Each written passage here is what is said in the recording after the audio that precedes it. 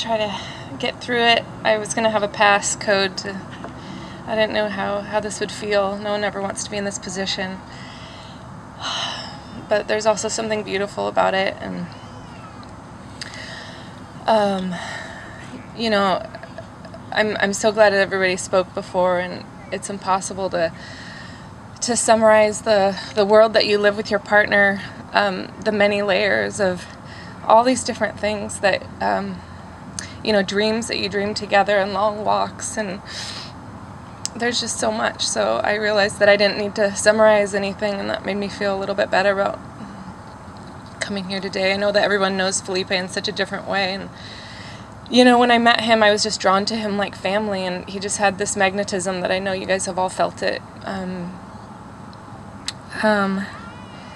You know, he just made me laugh almost to the point of tears every day. That was his job in our relationship. I was the day-to-day, and he was the magic. I always said that Felipe kept me interesting.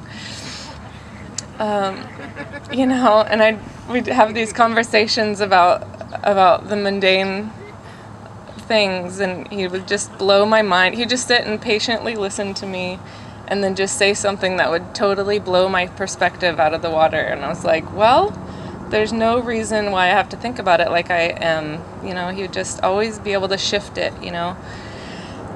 And, I mean, who doesn't know that about Felipe? You know, it's hard to describe someone like Felipe. And, you know, one of my favorite stories about him that I've told so many times because I just feel it embodies him so much. We were on a camping trip, and you know, we were kind of in the frustrating, like, packing your bags kind of moment. Something was lost, and I asked him a question a couple of times, and he just was kind of ignoring me in my eyes, and I just got really upset. And he was like, he just looked at me after a while, and he was like, babe, I didn't even hear you. I was with the chipmunks. Look, they're amazing. And he's like sitting there.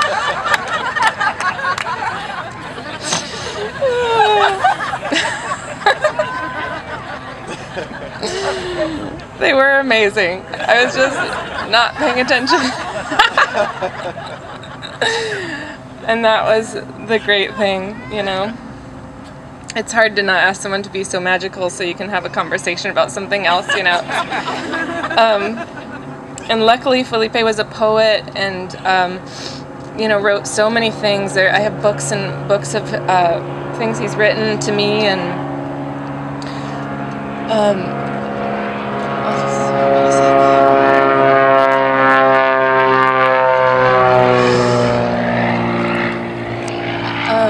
you know, Felipe, I think one of the reasons when I heard Kenny's story, I hadn't remembered those emails that I wrote about when I first met Felipe. But the feeling I had when I first met him was that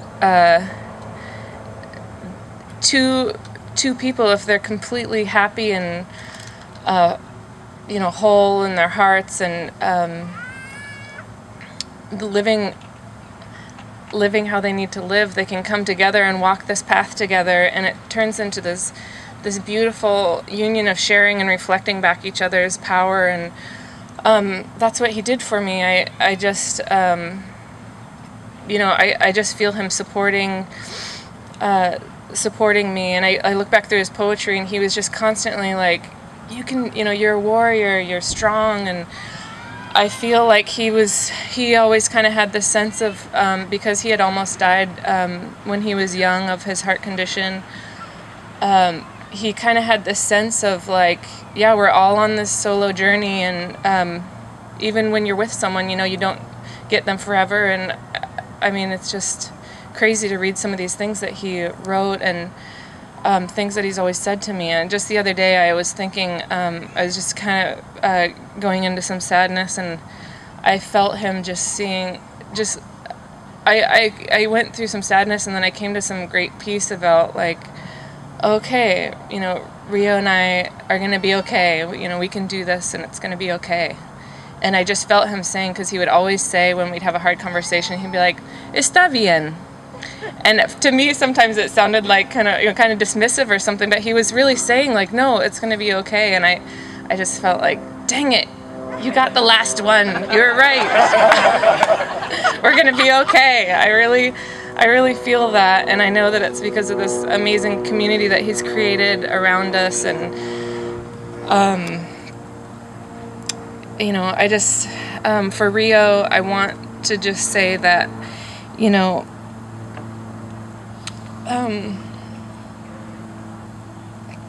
it's definitely the hardest part, because to create a family with someone, you know, there's a lot that goes into that you could never explain, nor do I need to begin to describe that. But Felipe and Rio were little soul buddies, you know. I'd just come home and Rio would be sitting naked in the garden eating dirt. And Felipe would just tell me what a great day they had together, you know, and all these games they invented. And he had so many games he would play with Rio. He just, you know, would write songs with him and teach him new tricks. And I'm so blessed that I have so many of Felipe's brothers and family and all these people that are really there every day that can send him that love, you know. It's hard to imagine needing to be everything, and I know I don't need to be everything for Rio, but I just know that his memory will live on through all of you guys. So I was looking, we started a journal for Rio, and Felipe called him Malai. We had 2 names for him, and Malai was kind of like his you know, spiritual inspired name. And so Felipe called him Malai. I called him Rio more for no particular reason, but I saw this in Rio's journal, and I thought I would just share it. It's a couple days before Rio was born. So it's been a beautiful day. We've been working all day in the garden, and we feel like it will be so soon we get to meet you. It's magical to know that you're inside of your mom like a fruit waiting for the precise moment to be born. You've been moving around so much, you're probably playing soccer or hide and seek. The day is ideal, a perfect spring day of big white clouds. Birds are in the trees. The squirrels and birds are building their nests just like we are for you. Thank you for teaching me to be patient, and today above all, to know that there are moments in which you just need to wait, to let the universe manifest, to let the mystery reveal itself and breathe in this moment.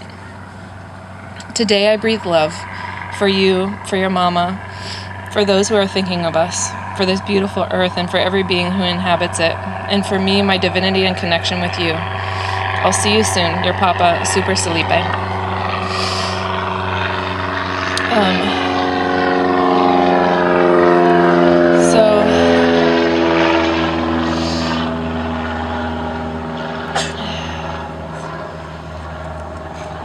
The other beautiful thing I just wanted to say was when Felipe died, he donated his corneas, and I got a letter the other day that was really beautiful that said that his donation resulted in 2 successful cornea transplants, a 76-year-old male and a 57-year-old female, and their lives have been transformed with the priceless gift of sight.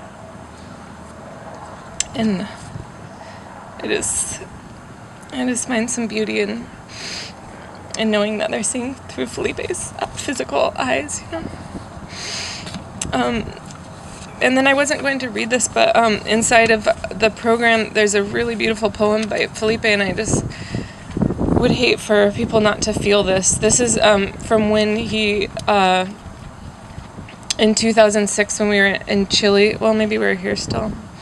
I mean, maybe we had come here. I don't know when he wrote this exactly, but it was a while ago, and I translate it, so hopefully I did it justice. Life is elusive at times. Dreams are interrupted at times. I love always. I live always. I want to feel that I'll die of happiness and pain. I want to feel that I run from life and death, but never from you. To die in your arms, in a bed of red and yellow, in clothes of red and blue. To die in your rainbow, to die in your worn hands, to die in your old eyes. I want to die of the pounding of your laughter in my heart. I want to die smiling. I hope that the day I die, the birds visit me, birthing their young up in the clouds. I hope that the day I die, you laugh so much and dry the tears of your mourning. I want to see your eyes for the rest of my death. I want to be the earth between the fingers of the trees. I want to be the wind that ruffles through the leaves. So, he was a pretty amazing guy. Thanks for being here.